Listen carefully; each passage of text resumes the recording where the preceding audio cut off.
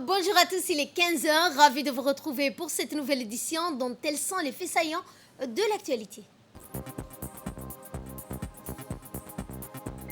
Deuxième journée du 35e sommet de l'Union africaine qui se tient à Addis Abeba, auquel le chef de l'État a pris part. Dans l'actualité également, Djibouti se dote d'un système national de paiement. C'est ce que nous verrons dans ce journal. Et enfin en sport, l'heure finale de la CAN entre le Sénégal et l'Égypte, ça sera ce soir. Bonjour à tous et nous entamons ce journal par la deuxième journée du sommet de l'Union africaine. En effet, les travaux de ce 35e sommet de l'Union africaine continuent pour cette deuxième journée à Addis Abeba. Toujours à l'ordre du jour de ce sommet, des discussions portant sur l'identification des stratégies intégrées visant à accroître le niveau de résilience de l'Afrique par rapport aux épreuves de grande ampleur dont la pandémie mondiale, les conséquences multiformes liées au changement climatique. Plusieurs autres thématiques relevant de l'actualité du continent seront également évoquées. L'Union africaine a abordé ce 35e sommet avec un certain nombre de questions, notamment celles de la paix, du climat, de la production du vaccin anti-Covid, en plus de nouvelles questions sensibles liées à l'instabilité institutionnelle sur le continent. Ce 35e sommet de l'Union africaine a servi de tribune à l'annonce d'une position officielle sur la série intervenue ces derniers mois de changements politiques à la tête de plusieurs nations ouest-africaines. La poursuite également de la réforme de l'organisation dans les efforts visant à lui conférer une autonomie économique et financière, source d'indépendance. Ça a été également porté au menu de discussion de cette assise de l'Union africaine. Ce sommet a été précédé par la tenue, rappelons-le, de la 40e session du Conseil exécutif de l'Union africaine qui a examiné entre autres le rapport de la 43e session ordinaire du Comité des représentants permanents, le rapport annuel de l'Union, de ces organes, les rapports du comité du conseil exécutif et les comités ad hoc, le rapport également de la 3e réunion de coordination semestrielle, le rapport d'étape sur la pandémie du Covid-19, ses conséquences socio-économiques et sur les économies africaines, le rapport également d'avancement sur l'opérationnalisation du CDC Afrique, le rapport d'étape sur l'incident survenu au Parlement panafricain et le rapport d'avancement sur l'état de mise en œuvre des décisions antérieures du Conseil exécutif de la conférence ainsi que l'examen de projets d'instruments juridiques. Eh bien, lors de la première journée de ce 35e sommet ordinaire de l'Union africaine, le chef de l'État Ismaël Omar Guelleh a fait un discours dont voici la teneur. Bismillahirrahmanirrahim. Monsieur le Président, Mesdames et Messieurs les chefs d'État et de gouvernement, Monsieur le Président de la Commission de l'Union africaine, Mesdames et Messieurs, at the outset, allow me to extend my heartfelt thanks to the people and government of the Democratic Republic of Ethiopia. Permettez-moi d'adresser mes remerciements les plus sincères au gouvernement et au peuple éthiopien pour l'accueil chaleureux et la généreuse hospitalité qui m'ont été réservés à moi et à ma délégation, ainsi que pour l'excellente disposition mise en place pour l'organisation du sommet. Je voudrais également profiter de cette occasion pour féliciter son Excellence Abiy Ahmed pour avoir exercé son bon jugement afin de sauver l'unité de l'Éthiopie. Son initiative pour le dialogue, l'amnistie et la réconciliation doit être saluée dans un contexte continental qui a été très turbulent ces dernières années. Je voudrais que tous ici présents protégions notre institution et évitons de tomber dans les pièges qui ont empêché notre progrès dans le passé. Quite turbulent over the past year. I would like to reiterate to all of us here that we need to protect our institutions and guard against falling back into the same pitfalls that have stalled our progress in the Dans past. son discours, le chef de l'État Ismaël Omar Guelleh a indiqué que le thème de cette 35e session ordinaire de l'Union africaine est un enjeu auquel Djibouti souscrit parfaitement, un enjeu majeur de développement, de dignité humaine, mais également un gage de stabilité sociale et politique. On écoute le chef de l'État. Monsieur le Président, j'aimerais vous adresser mes sincères félicitations pour votre élection à la tête de notre Union, confiant de votre capacité à diriger nos travaux avec diligence et efficacité. Je vous souhaite un plein succès dans l'accomplissement de cette lourde mission que nous vous avons confiée. Permettez-moi aussi de remercier le président Félix Tshisekedi, président de la RDC, qui a fait œuvre utile lors de sa présidence de l'Union. Je souhaiterais également avoir une pensée aux chefs d'État qui nous ont quittés, le président Déby du Tchad et le président Ibrahim Aboubacar Keïta, paix à leurs âmes. Monsieur le Président, le thème de cette 35e session ordinaire de l'Union africaine est un enjeu auquel Djibouti souscrit parfaitement. Un enjeu majeur de développement, de dignité humaine, mais également un gage de stabilité sociale et politique. C'est dans cet esprit que nous avons, en plus des stratégies nationales mises en place au niveau continental, le PDDAA, Programme détaillé de développement de l'agriculture africaine à Maputo, en 2003, appuyé par la déclaration de Malabo en 2014.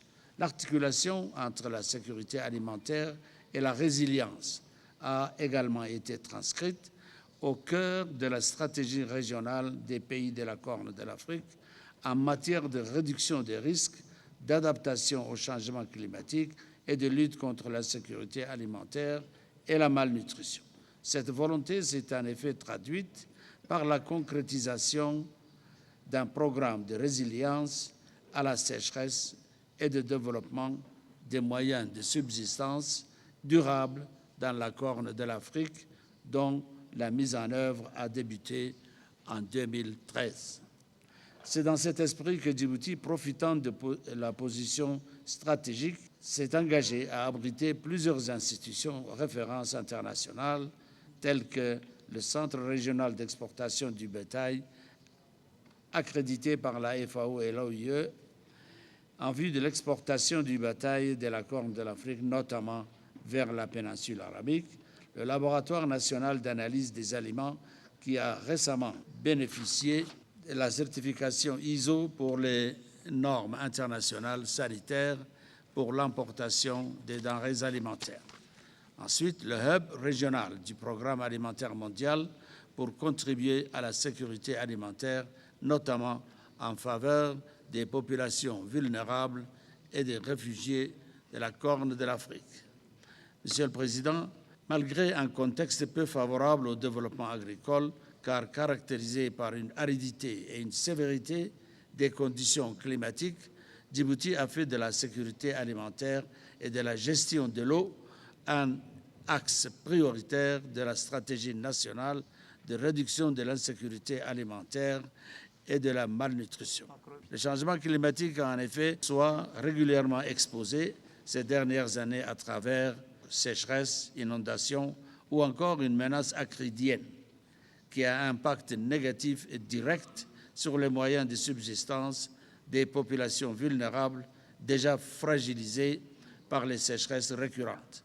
C'est pourquoi le gouvernement de Djibouti, au-delà des programmes d'urgence, s'est engagé depuis 2014, conformément à sa vision Djibouti 2035, à mettre en place des programmes et projets de soutien au secteur de l'agriculture, de l'élevage et de la pêche. Parmi ces mesures, nous pouvons mettre en exergue la gratuité de l'accès à l'eau potable pour les populations rurales et leurs cheptels, ou encore une politique de fixation des populations nomades autour des points d'eau à travers la mobilisation des eaux souterraines, des forages ou encore des barrages.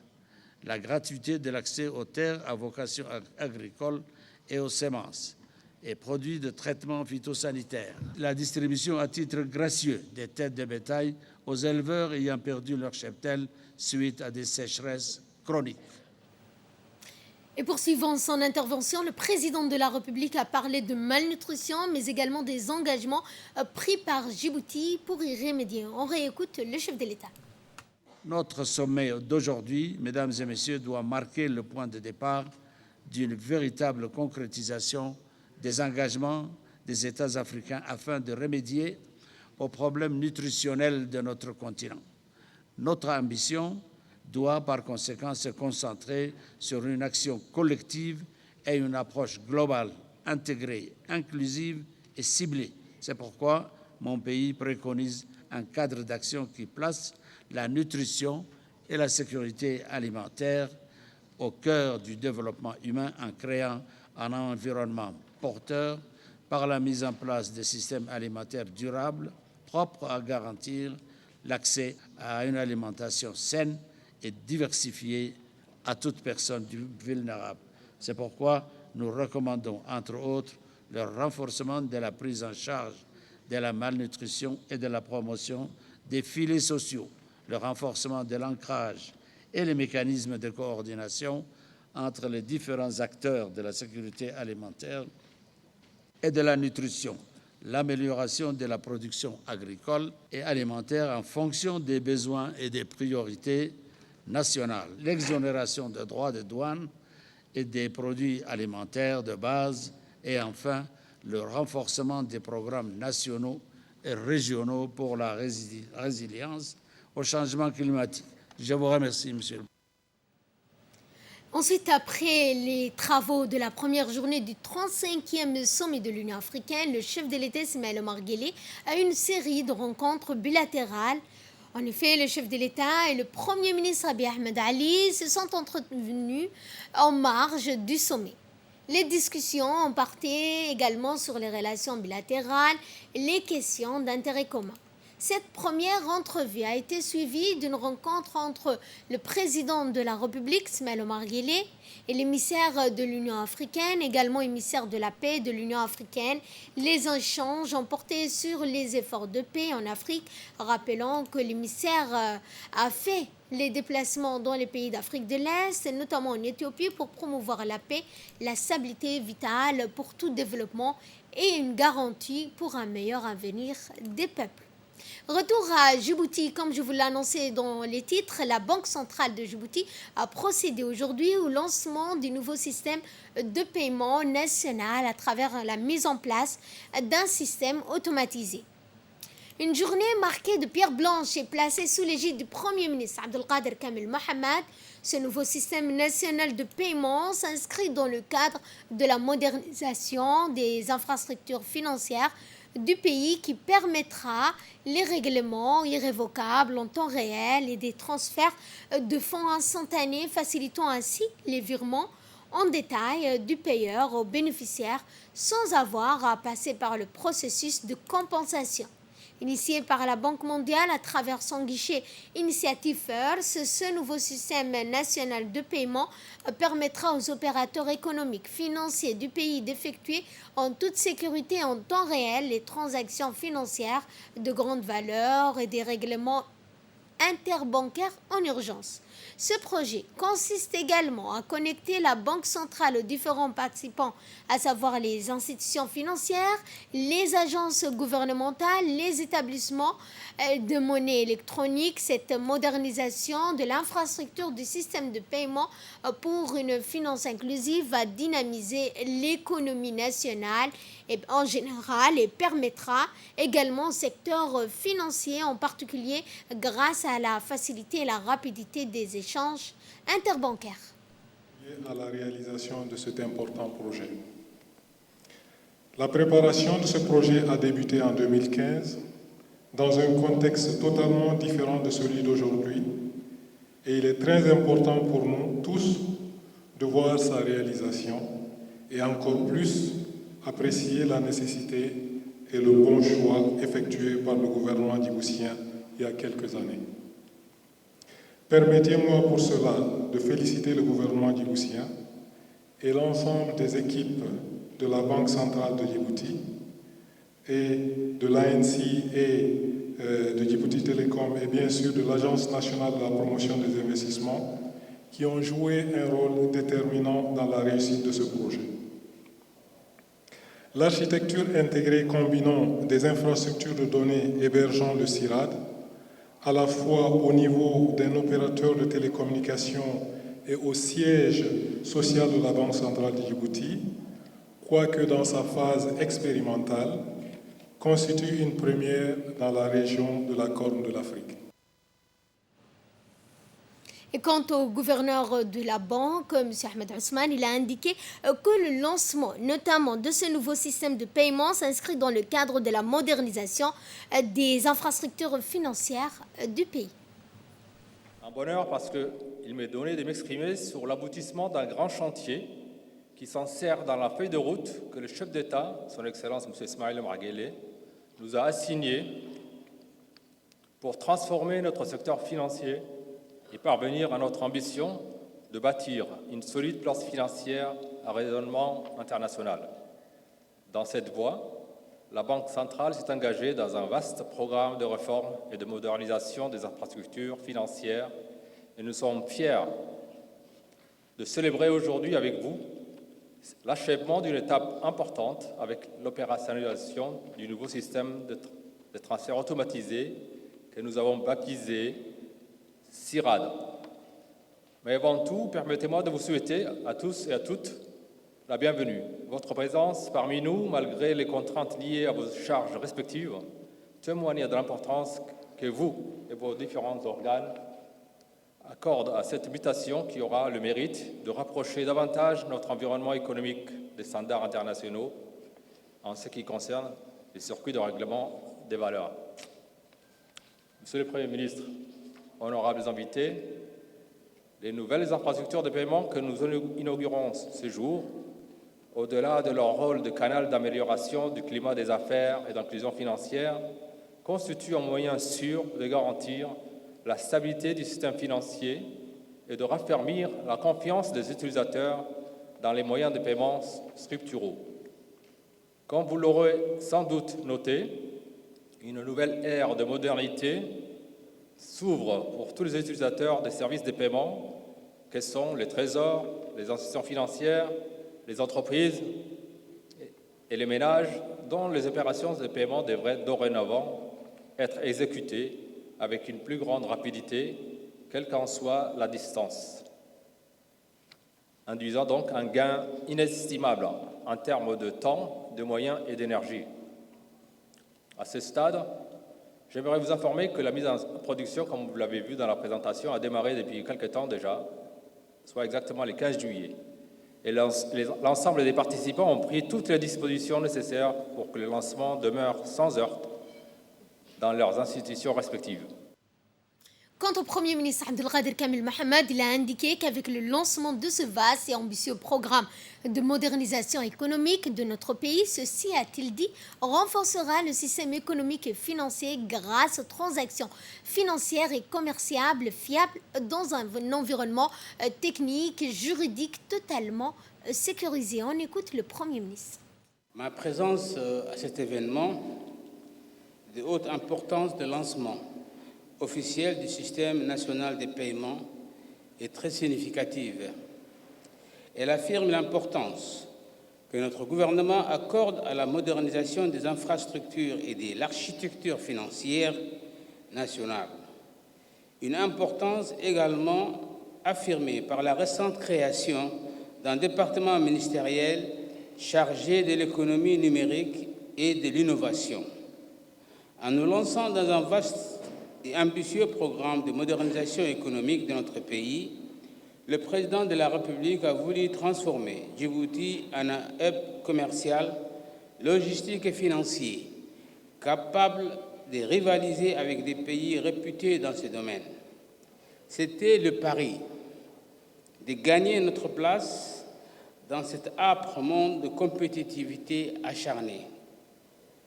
Pour cette Djibouti de demain, sur laquelle nous parions, nous avons investi et portons une attention particulière au développement harmonieux d'infrastructures modernes soutenues par la digitalisation de l'innovation technologique afin que nous soyons dans une position avantageuse en termes de compétitivité.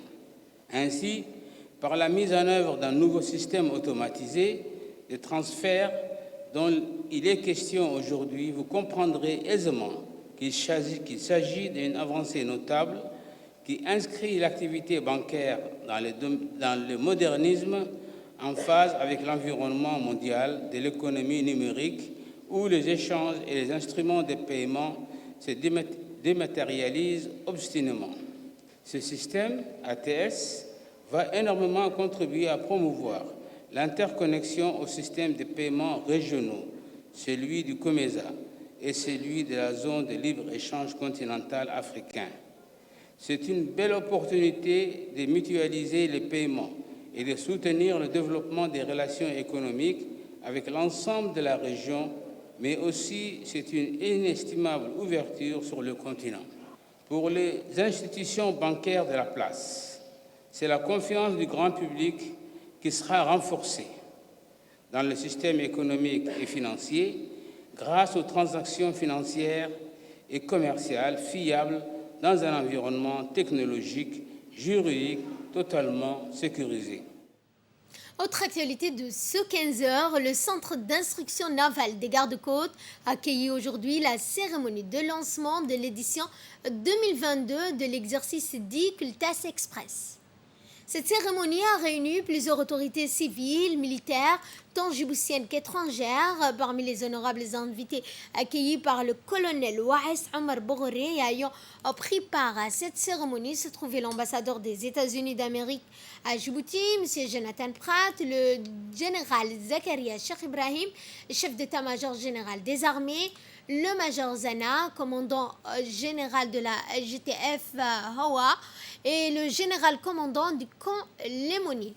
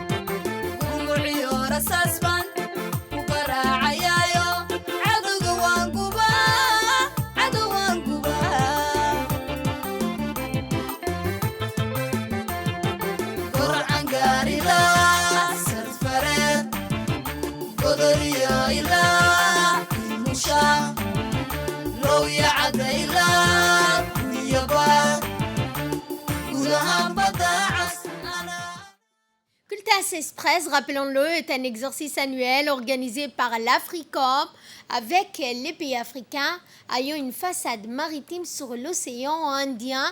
Son objectif principal est de renforcer l'interopérabilité de la lutte contre toute activité illégale en mer, mais aussi la lutte contre la menace constante de la piraterie maritime, du terrorisme maritime.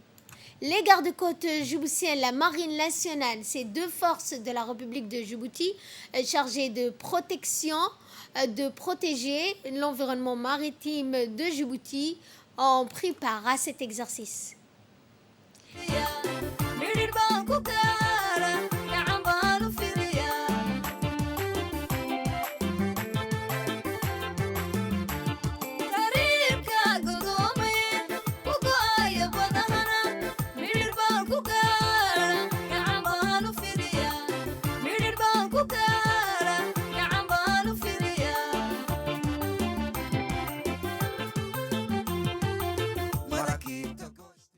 D'accueil, le colonel Waes Omar Boghoré a souhaité tout d'abord la bienvenue aux participants, aux instructeurs et leur a rappelé que l'exercice Cultas Express est un pilier de rapprochement entre tous les partenaires régionaux, internationaux afin de mettre en place les mécanismes de coopération, de collaboration vitaux pour la sécurité et la sûreté en mer.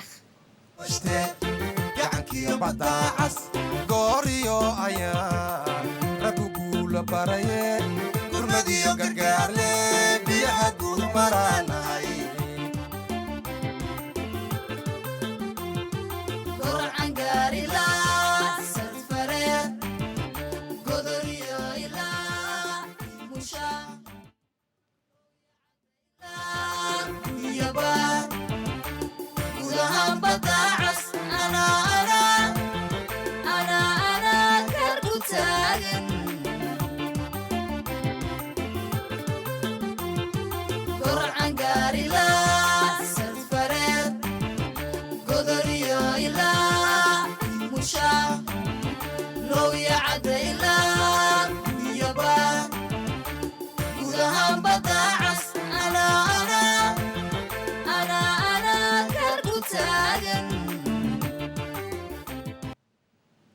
Et entamons la série des interventions. L'ambassadeur des États-Unis à Djibouti, M. Jonathan Pratt, a saisi cette occasion pour réaffirmer l'engagement de son pays auprès de ses partenaires internationaux pour le renforcement de la sécurité maritime.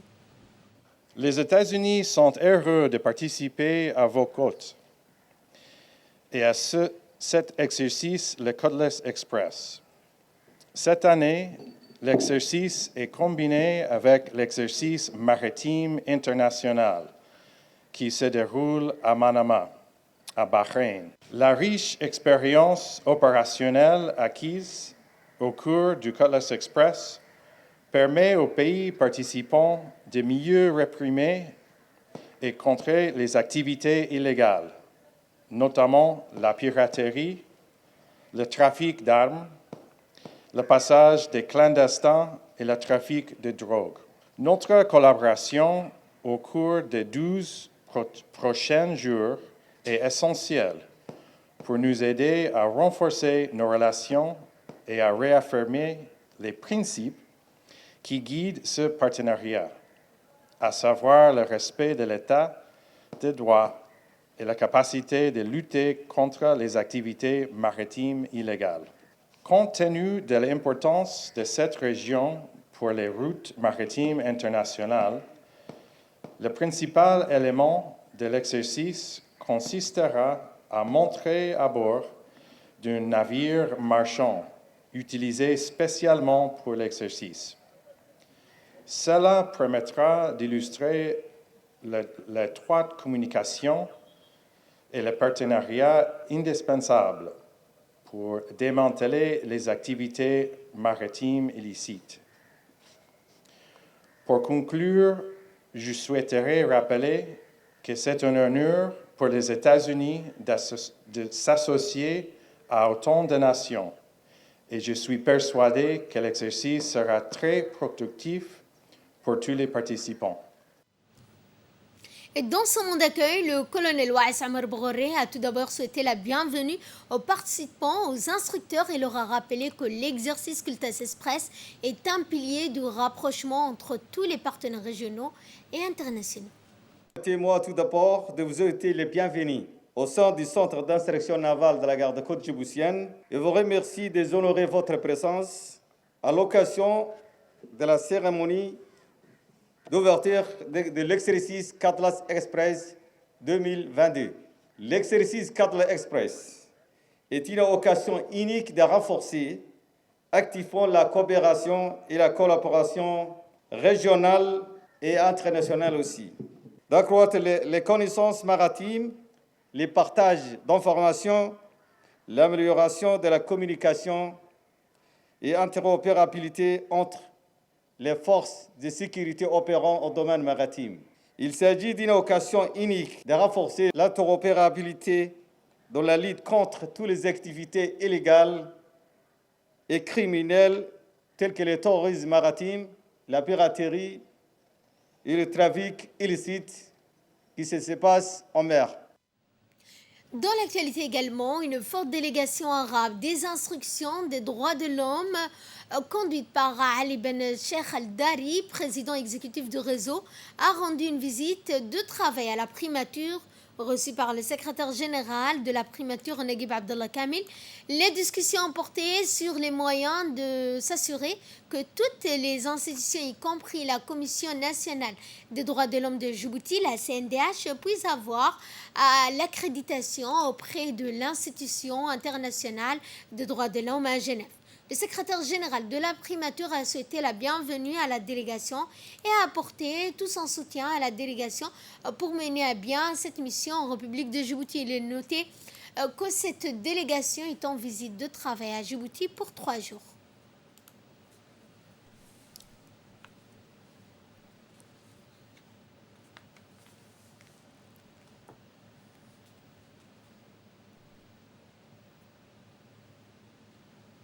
Et nous allons parler sport avec la finale de la CAN entre le Sénégal et l'Égypte. Ce dimanche soir, le Sénégal affrontera l'Égypte dans la finale de la Coupe d'Afrique des Nations.